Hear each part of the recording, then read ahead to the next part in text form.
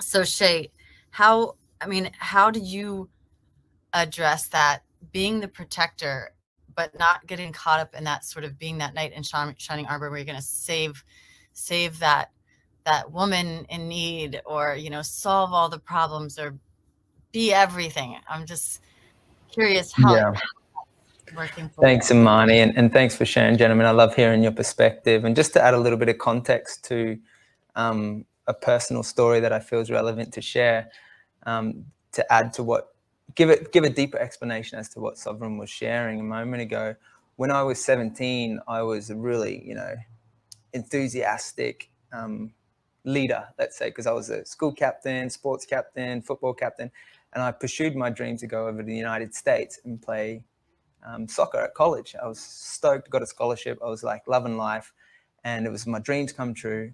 And I didn't realize at that time, although my body was very physically a man, I was still very much stuck in the boy mindset and the boy psychology.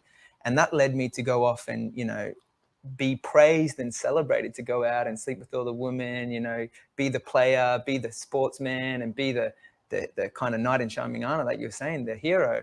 But at the expense, what was the expense and what was the payoff? And you can go online on Netflix. There's a great documentary. It's called Liberated, the New Sexual Revolution, and I'm the main feature in it.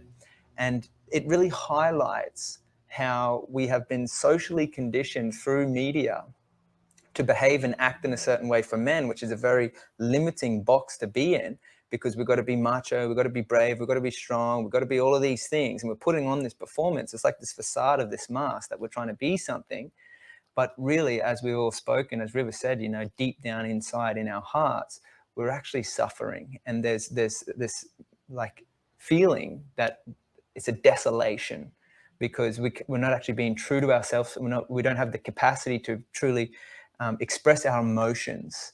And that's the key point. Is for me, in my experience, was I was suppressing so much of my emotions, which is our drivers in our lives. And I love the work of syntropy because it observes nature through its patterns. And then you got to ask, like, what are my patterns? I have behavioral patterns, I have psychological patterns. And if I'm, going on the journey, we're going through this great awakening, but I call it the great transformation, where we as human beings are realizing that we have the power within us to alchemize, our experience and the suffering.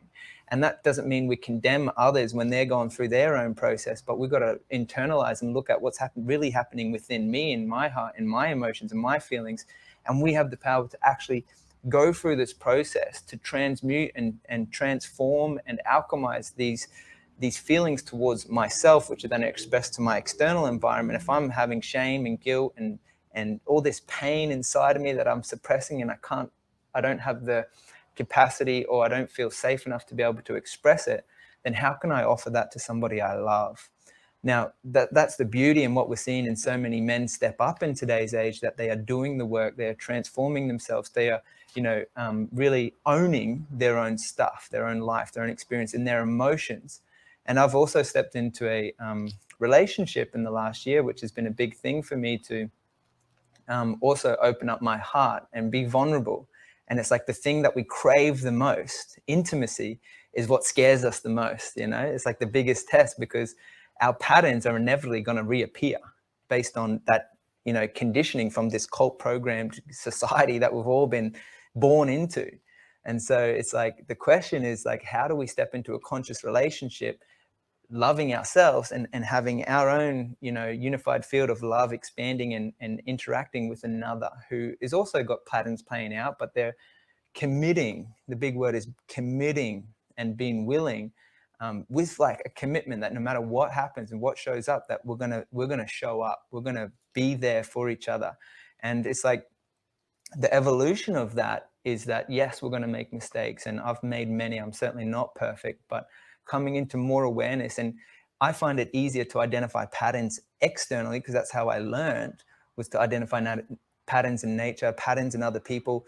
But then it's harder for me to accept the patterns of myself. So we become really great mirrors for one another, where Amber's like, hey, Shay, that pattern when you're a boy, it's repeating itself where you're not expressing yourself, and you go in when there's conflict and you hide.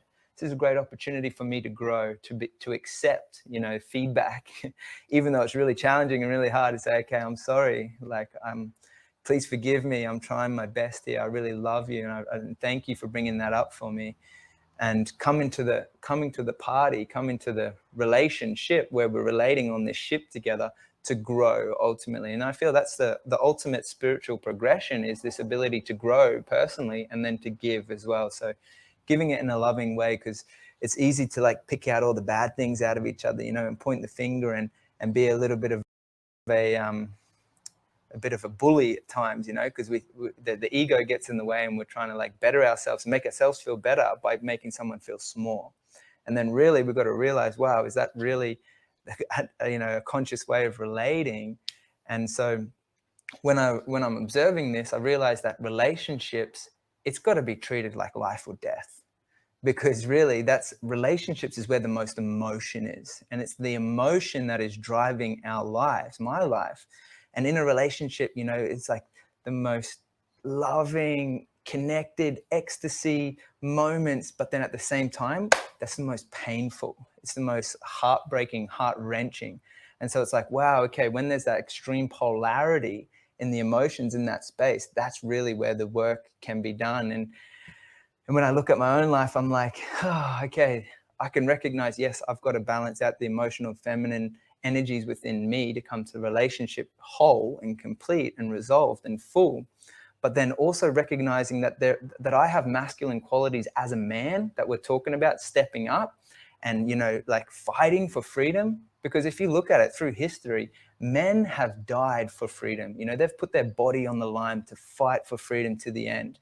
And that's what it seems like what we're calling through is men to really step up and own, you know, all of themselves, every part of them, and really be committed to showing up lovingly with their intimate relationships, but then, you know, putting their body on the line for a time in history. Like you've all said, this is one of the most unique moments in human history that we've ever, you know, experience. And we're living it, we're alive, we get to ride this journey. And it's like recognizing there's a responsibility in that, a huge responsibility. And in the words, again, it's like the ability to respond to what's coming up for us. And that's what I feel is necessary for all of us, is to recognize, you know, are we choosing to just like operate in our default pattern and just go back down the same old pathway that we've been playing out all of our lives in this unconditioned state?